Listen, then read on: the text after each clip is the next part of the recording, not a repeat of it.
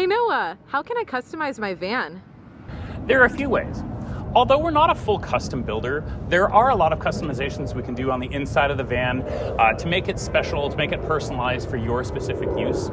But everybody right out of the gate gets to choose color palettes. So we've come up with 3 different color collections that includes wood, paints, and textiles.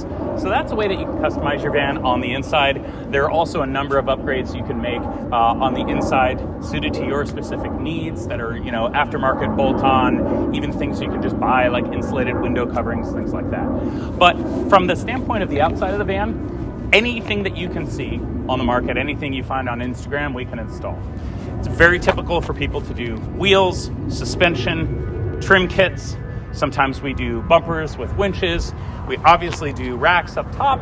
We do a lot of awnings. We do cell phone signal boosters. There are a lot of things that you can do on the top of the van to customize it for your own specific needs.